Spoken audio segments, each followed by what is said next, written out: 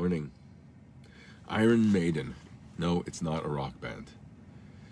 Iron Maiden serve their masters in all, from all, everything. Who are the fathers of the Jewish people? Abraham, Isaac, and Jacob, right? They're called Bakel Mikol Kol. In everything, from everything, everything. That's how we identify the fathers. Good morning. They're everything, right? Ma'aseh Avos Siman Labanim. Your whole life depends on what they experience and the story that's written about the fathers in the Torah. And who served them? Iron Maiden. Barzel in Hebrew. Good morning. Do you know what the Rosh Hashanah Barzel, the acronym for the word for steel in Hebrew is? Barzel, Bilha, Rachel, Zilpa, Leah. A very peculiar order. When we say the word steel, iron, that in that order that you have there, you have the servants coming before their mistresses. And Rachel, Malchus, before Leah, Bina. You have the exact opposite order that you'd expect. And it's expressed by the word steel, iron, Barzel. So you have Bilhah, the maidservant of Rachel, appearing first, and Rachel before Leah, and her maidservant Zilpah. We are emphasizing the preeminence of the Shvaches, the maiden, and how they're identified with this organization of the word, the acronym of the word Barzel, iron. The Rebbe has a fantastic innovation that blows your mind if you care about the Holy Temple and what the Torah says about it, that it's supposed to be made out of stone. Right?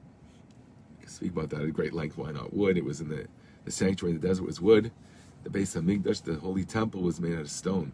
But the future Beis HaMikdash, the Rebbe said, even though you're not supposed to have metal as part of the structure, or you're not supposed to hew the stones, particularly of the Mizbeach, the altar, which is really descriptive of the whole purpose of the Holy Temple, even though iron is not part of the ingredients that make up the Holy Temple, the Rebbe says that the future redemption, the ultimate Holy Temple, will be made out of steel also. And since it can be made out of steel, which the Rebbe will explain, therefore it has to be made out of steel.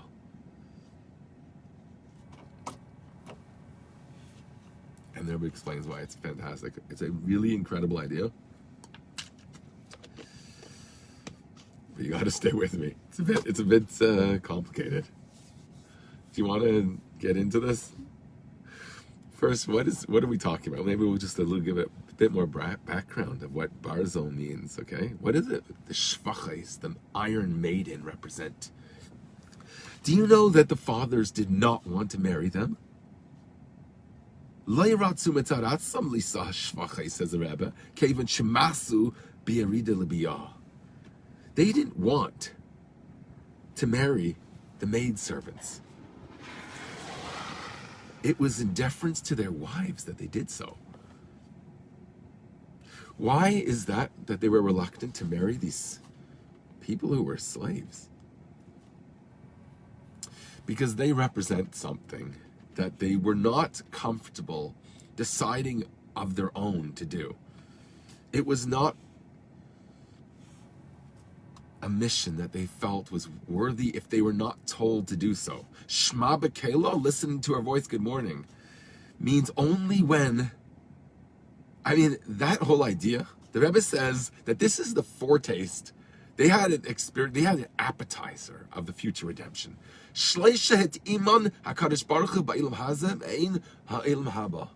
There's three people that God gave an appetizer of the future redemption in their time in their life. They were living the way you're going to live when you're dim sum, when you're like glowing, okay, they already lived that. Avram, Yitzhak, and Yaakov, okay? Because of them, it says, B'chol Mikol Kol. So they were served because, who are they? Iron Maidens serve their master in all, from all, everything. Those are the names of the masters in a sense. That they represent this everything, that everything was meant to be directed through them. But it was inappropriate for them to think that they should have any association with slaves, particularly in the manner of yichud, the manner of unity, which the Rebbe speaks about here. A proper, intimate relationship, inappropriate. Why? Because it represents taking holiness away from the heavens. Rachel was Malchus of Atzilus, the kingship as expressed in the highest world. A very spiritual concept. So Yaakov said, that's the person that I did. First love at first sight with Yaakov and Rachel. And why does Bilha Barzel, expressed by the letter base, come first, and Barzel and the Iron Maiden? Why do they come first? Because they represent taking that spiritual concept and implementing it in their world before them. Not because the Avos thought it would be appropriate to do so if it left to their own devices, but specifically because they were told by their wives. Shema Bakelog, because what did their wives, the Imahis, the holy matriarchs, the great mothers of the Jewish people, what do they represent?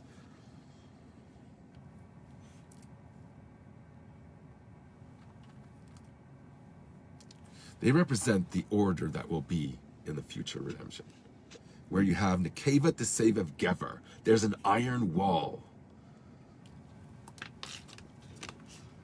It represents, good morning. So you have an iron wall. That's the female power. The elevating, not just the Rachel, the Malchus of Atzilus, up to the level of the crown. A teres baila, the crown of her husband, a Kadosh Baruch Hu. We're speaking about God himself. What is his crown? It's the Jewish people represented by the female. But it's the strength of that female because it's an iron wall. The Barzel represent, so it's taking that principle and bringing it down into the world. That you see the governance of the importance, the preference of the lowest, specifically the barzel, the steel, the iron that comes after the cheshes in preference. You have gold, which is the first base of Mikdash. You have silver, which is the second base of Mikdash. Each verse represents each. We're going to get ahead of ourselves. And then brass or copper, the cheshes, is a lower level. It's because it's related to the nachash, nacheshes. Each word falls upon the other word. The brass snake, the nachash, the primordial snake, that's represented by the kir habarzel. If a force of klepa, of a wall, a barricade around holiness to prevent you from going there, that's the kir habarzel. That's the wall made out of iron that's transformed by preferring the barzel, the Iron Maiden, when it's imposed upon us, so to speak. It's told that this is what it must be. How do we know? Because the Imahis told it. Shema B'Kela, the power of listening to the Imahis, the spiritual reality of the preference of the Malchus, the lower spirit, the lowest of all the emanations of spirits, the expressions of godliness, the lowest one becomes the master, not just heavenly, but in every level. Only possible because it was told by Sarah to Abraham to marry Hagar. Shema B'Kela, and that's the power of the Kevis Tseva Gever, the transformation of the iron wall into the iron wall of holiness, which is the power of Iron Maiden, recognizing that there was a Jewish way to approach the lower aspects of the world. And when you do that,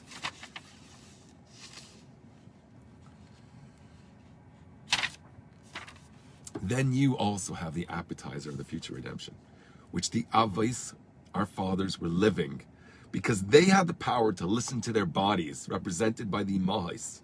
They were allowed to listen to their bodies and engage in physical bodily experiences and bringing holiness into it, specifically because it was done through the model of the Torah, whereby The Torah tells him, Shema b'kelo Baruch HaKodesh Sheba. Listen to the Holy Spirit that's speaking through the lowest aspect of the world in a pure person. When the message is that he has to engage in physical things, he does it with love, yes, but he does it only because it's seen from Baruch HaKodesh. It's seen Baruch HaKodesh Sheba. Shema b'kelo, good morning.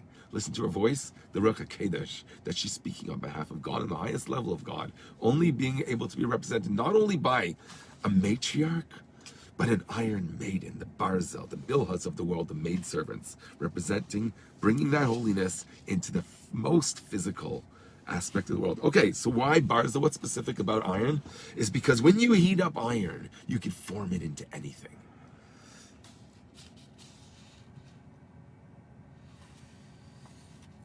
Yetzahar Daimer LeBarzel, Shetilu B'Techa Ur. Your evil inclination resembles iron, because when you put it in fire, you can make anything with that steel. And in fact, it says they're going to beat the swords into plowshares. Yes, we're hearing drums of war right now. It doesn't have to be a violent Armageddon. This will be an Armageddon of the spirit. I don't think it will amount to much. Yes, I know that Gog and Magog, and it looks like it in the 52 and all that. I know all that. Or I've heard of it. But it doesn't have to be violence. This Aveda, this transformation of the steel, which was the swords of Edom, the Gullus, the exile we're in now, which is likened to steel, for this reason, we have the power now to transform that. It does not have to be Armageddon where we have World War II, Chas v'Shalom, or worse. It doesn't have to be that, because we have a spiritual battle. That is our main focus. Yes, it's good to know what's going on in the world.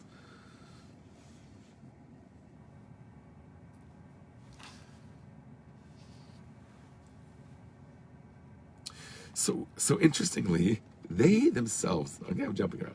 The Avos, they masu berida libiyah. They despise the idea of bringing something holy down into the world on their own, when it came from themselves. In Yanim Shel Shvaches, which is represented by these iron maiden, these maidservants. Nevertheless, says the Rebbe, specifically through their marriages with these iron maiden, this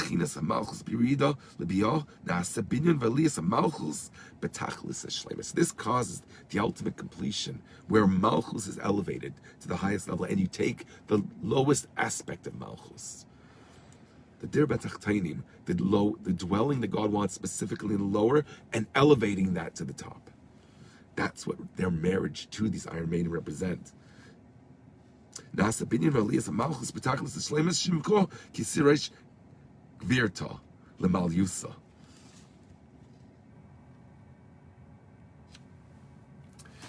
Rebbe writes in a footnote on these words that that's why the father of King David, who was the progenitor of the Mashiach, had to be Yishai, who thought he was having relations with his Shivcha, with his iron maiden. And that's why David had to come from that thought.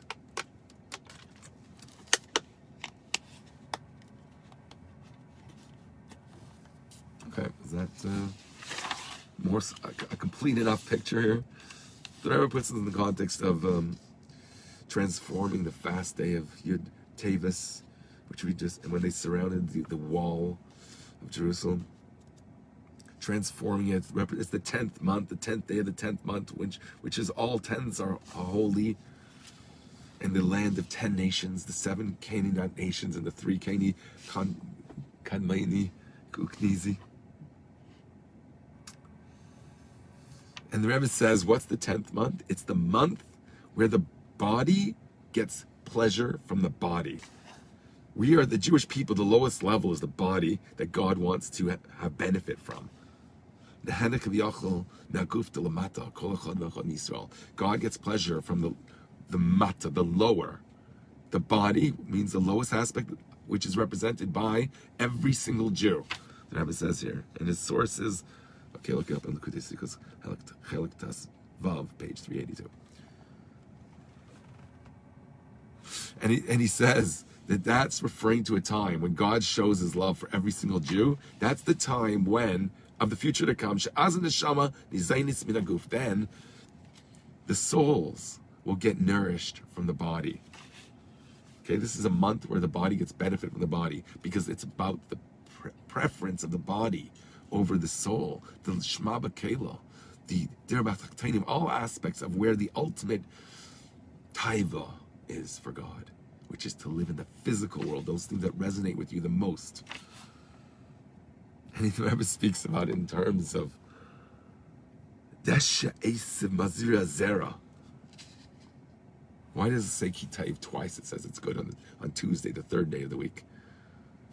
Because on that day, Eisiv Mazira Zera, there was a planting with seed that led to sprouting forth with the earth. That's why it says twice the second time on the third day. That's why it's Yom Hukbamboy Kitaiv. Tuesday is always the best day of the week. And then found out this year, the 10th of Tavis on a Tuesday. So they're speaking about Tuesday is associated with resolution. You have opposites, they come together in a process that's expressed by Mazriya Zera. Interestingly, and this is a whole different topic that I also prepared, but I don't think I have time to get into it.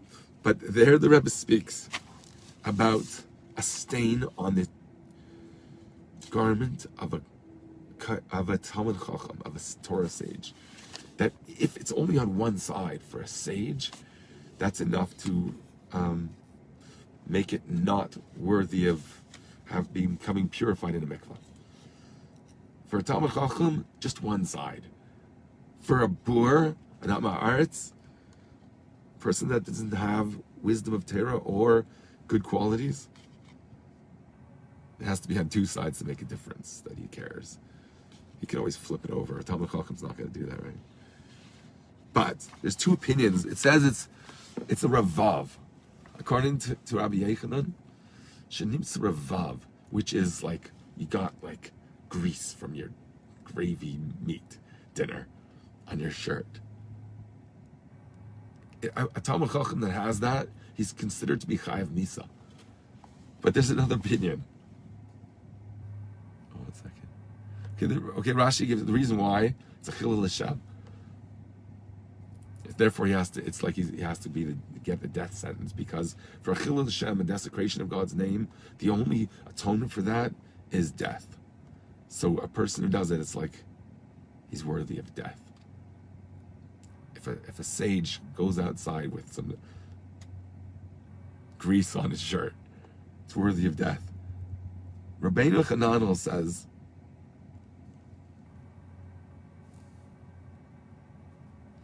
the reason why it's called masnia, it's hate, it's despicable. Okay, that's how we learn that. Altikre misanai ela mis masniai hagemin lacher lisnai es hatera. It causes other people to despise the Torah when they see people that represent the Torah not being sensitive and dignified. Rabbeinu Hananel says because it causes people to stay away from it, doesn't give a good name to the Torah. And it represents, spiritually, a person who has some negative aspects in their character. If they're wearing a stain on their shirt, a Talmud Chacham only on one side makes a difference. But a bur, not, two sides. Why? Because they are kept to a higher state of integrity.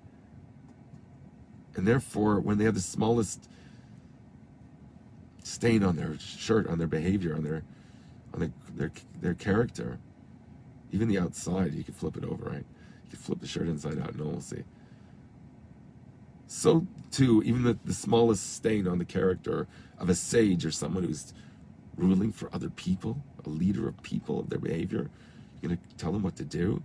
You have to be free of every blemish. So another opinion, we were talking about Zriya. Okay, that's very important because that represents the beginning stage which carries the ultimate. So the Zera contains the DNA of all the future that's going to come out of it. It's the moment of unity, ultimately expressed when it gives peris, when it has fruits. So that's the concept of zera. So according to Ravina, there's two opinions. We have Rabbi Yochanan. It says it's grease on his shirt. According to Ravina, Ravad Itmar. He said, Rabbi Yochanan really meant, he really said Ravad, not Ravav, not grease. He said Ravav, Hainu Shichva Zera. You're not allowed to wear clothes during intimacy. Probably because one of these reasons are you're supposed to have, Zera is supposed to be productive. You're not allowed to breach that productivity or the possibility for the productivity. When you do, it's considered an acknowledgement of self. A stain on the garment, according to Ravina, is when he has shichva zera, semen on his clothing. Then he's chayav misa. Then he's punishable by death. Why? You're not. This is my own thought. I'm adding to this. You're not allowed to wear clothing when you're having marital intimacy because it represents the idea of preventing productivity in a relationship. It's a focus on self. It's a self-indulgence that is inappropriate for a sage, a rabbi who has the power to lead people, to tell them what to do. If he's self-indulgent, he's not worthy. He should be chayav misa. There's no atonement for him. He should die. Why? Because he's self-indulgent. He loves himself. He loves his Torah. He thinks he's an it's all about him. Which takes me to yesterday's Yom Yom, which I could speak forever about this. Just don't know how much time I have. It's just incredible stuff. I know I said a lot already. The main point was the Iron Maiden. I think that was the main topic today. But why are we speaking about a sage who has a stain on his clothing? It comes out of an incredible story in Tzemach Tzedek, in yesterday's Hayom Yom. A guy comes to him, right? He's a sage type guy. Thinks he's God's gift to the academia. The kind of guy who would say, I say this. He said he wonders, why does everyone in the Beis HaMedrash, why does everybody there in the study hall step all over me?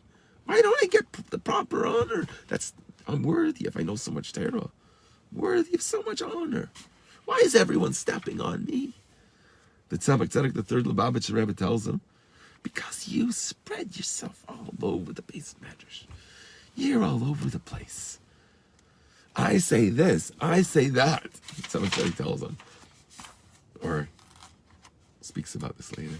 It's all about you having your opinion. It's not a relationship that you're sensitive to another person, a productive relationship. There's a stain on his clothing because Yesh Misha Ayehav, it's all about him. But the truth is that you have Rakasher Ezeves Avas Atzmai. When a person leaves that self-love, that's when the Torah is God's Torah.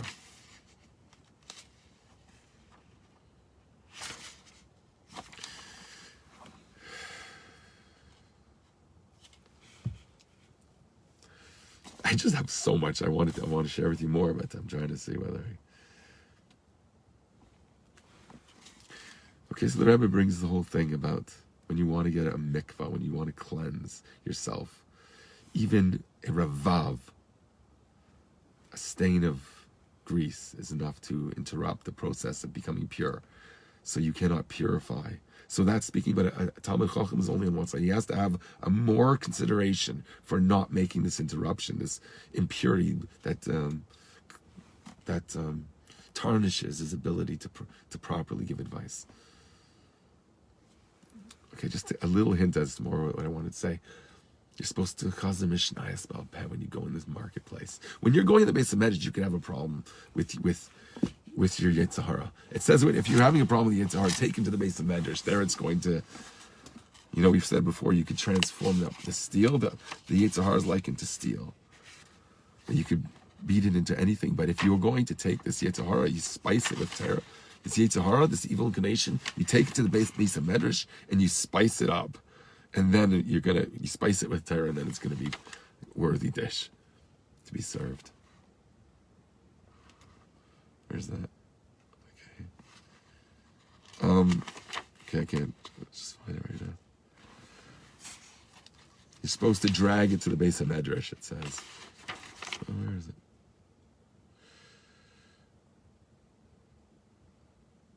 Oh, this beautiful stuff about here. Oh yeah, here. In Paga Bach Menuvo, Zemashchel base of Medrash. If you find this Menuvo, the despised one, the Barzal, the Shvachais, the fathers didn't want to engage in the world of the physical. Biyah, Oilumas Biyah.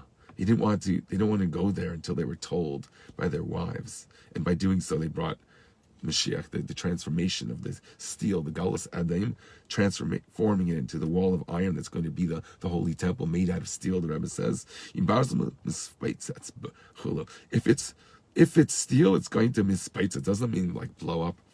It's going to, you drag it to the base of Medrash, and if it's steel, it's going to blow up. Then it speaks about steel meeting steel. That's Moshe against Pare. Misnakshim ze im ze. I think they're knocking against each other or kissing. Nashika. No, nakshim. Misnakshim ze im ze. They're kissing Pare and Moshe, or Misnakshim, I guess they're in a duel. Misvasayim with their lips. Ad she'ata oimer lo yedaiti as Hashem seif choleda. Because he said, what did he say with his lips? He doesn't know God. So Moshe tells him, you're going to know God, all right? And Moshe waves his sword against Pare. That's the war of lips. So this misnakshin, which sounds like kissing, doesn't it? Nashika, it's the letters inverted with their lips. But what are their lips? He says he doesn't know God. You'll know God. Moshe is going to show you God. He's got a bigger sword than you. Okay, Pare, look up the anatomy of Pare. What did he look like? So anyways, I was like, when I first read this, Yum Yum, it seems like the anti-personality. I say this, I say that. What? I shouldn't have an opinion? I was a bit offended, and you should conquer this. Everything's in saying Teresh Shabbat Peh. Just say words when you're going in the street off by heart. Just Mishnayos.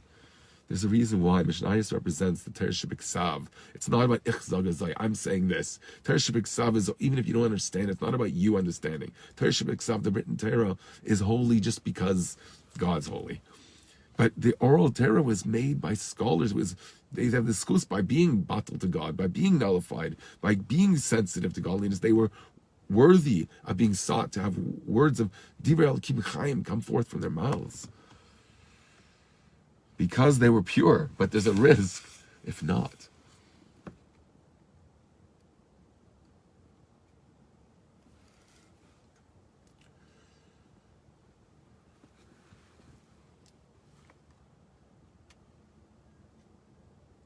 Okay, there's lots more. I'm sorry, guys. I don't think I can go on. Let's just see what you wrote.